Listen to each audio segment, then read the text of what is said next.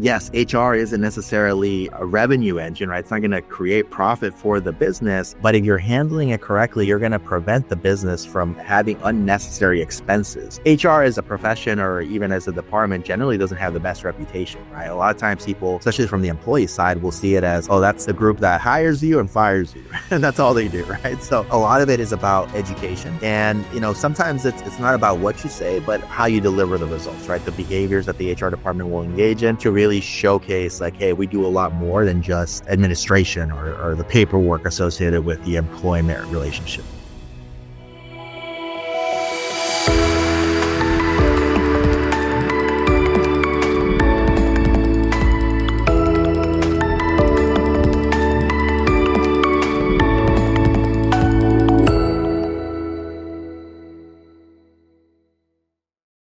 How do you tell the leaders that employee engagement is just that one part of it, right?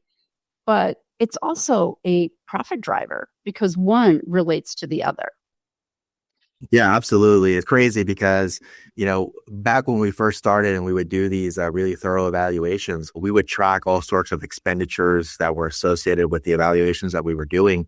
And we quickly learned that the average business that's, let's say, 10 and 19 employees in headcount was losing somewhere like $75,000 a year on average based off of different metrics. So for example, individuals that were just not engaged, not producing, low productivity, poor performers, lost time related to turnover activity, right? An employee coming and going, a manager now having to sit down and interview you people and training somebody to get up to speed. Or it could be something a little bit more costly to the business, like let's say legal claims, right? A claim for wrongful termination, FMLA lawsuit on average is costing businesses like $40,000 to defend per incident. So you can really, if you look at all those different details, you can quickly figure out this is costing you money if you're not handling it correctly. So yes, HR isn't necessarily a revenue engine, right? It's not going to create profit for the business directly, but if you're handling it correctly and you're doing all these things correctly, you're going to prevent the business from having unnecessary expenses through some of these things like turnover, poor performance, or, cost of litigation. So I think a lot of it is about education, about explaining to people, this is what HR does. These are all the different categories.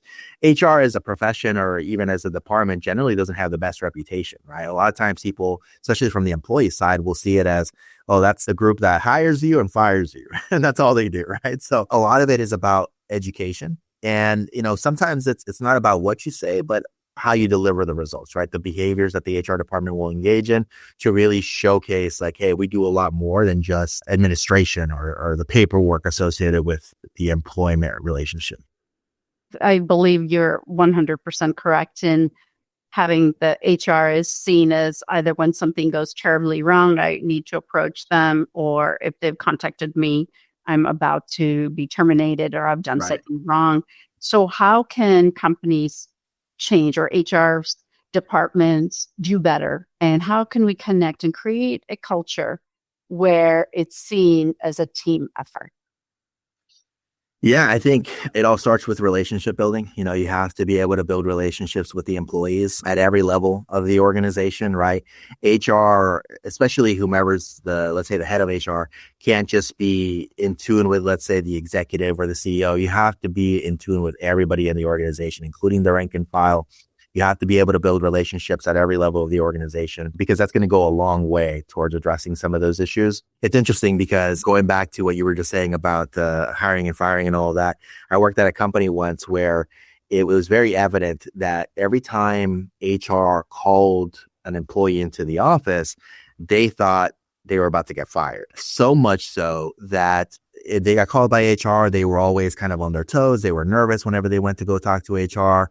They would tell their coworkers, oh, I'm about to be fired because HR is calling me over, right? And one of the things that we did in that business, at least, to really kind of turn that around is we worked out a system where we started partnering with the department managers so that every time somebody, let's say in a sales role, hit a specific metric where, they were deserving of an accolade or an award, or they did something great, even in just a small period of time, like a week or a couple of weeks or a month, whatever, we would actually have the manager tell HR, okay, this person did this week, or these are our top 3 performers for the week. And then HR would actually call them over to the HR department, not to terminate them, obviously, but to actually congratulate them. We would actually do things like, come on over to the department and, we would have like a prize wheel as an example, right? You spin a wheel and you get a prize. And we would put all sorts of different things like, hey, you get 4 hours of PTO or a movie, movie tickets or a snack, whatever. So we made it fun. So when HR actually called you over, you didn't know why you were being called over, right? It wasn't just to be terminated. They may be calling you over to celebrate something that you did really well on the job, and they're going to reward you for it, right? So it's little things like that can really just change the perception of how somebody sees the HR function by engaging in these little tactics. And that was just one of many, but that's, those little things can go a long way.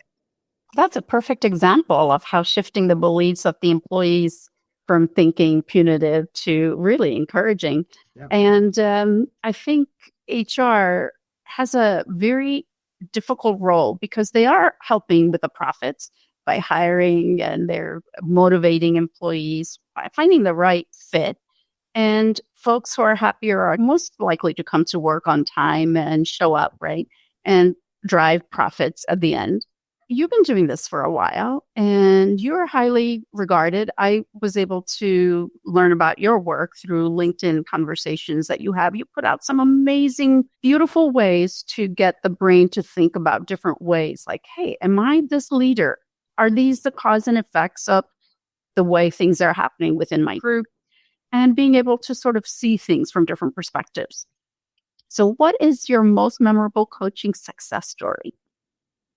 Probably one of the best examples I can come up with is I've had a couple of different times in my career where I've taken somebody who, I think of one person in particular who she was great at customer service, and that was her profession, right? She was focused on customer service. And I got to know her over a couple of years, and I realized, this was somebody who really should probably be doing HR because I thought she would just be great at it, right? And she didn't really see it at first, but I tried to convince her, and eventually we got her into kind of an entry-level HR role, and I started mentoring her and coaching her along the way. Now she's an HR director for a financial services firm. It took several years, but to me, that was always just a great experience to be able to see somebody grow from someone who had no idea with HR and then quickly, kind of moving up the ranks. It's something that I'm a big fan of. And in fact, I'm actually working on building out a program for HR or aspiring HR professionals to basically go through a structured program to learn everything about HR because there's such a rabbit hole. There's so many different specialty areas within the world of HR. But in her case, it was great. And I've always found it really fulfilling to see somebody grow over the years because HR is really one of those professions, I think one of the few ones left probably where you can really go to great heights without, let's say, having a formal education, but just learning about it on the job. It's very much a hands-on driven profession, I would say. Well needed. I think human resource is such a broad area. They cover so many different aspects of it.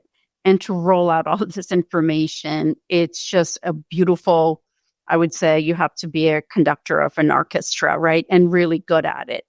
What can HR leaders do so that they can be strong allies to the CEOs? Because both function really close together for the success of the company.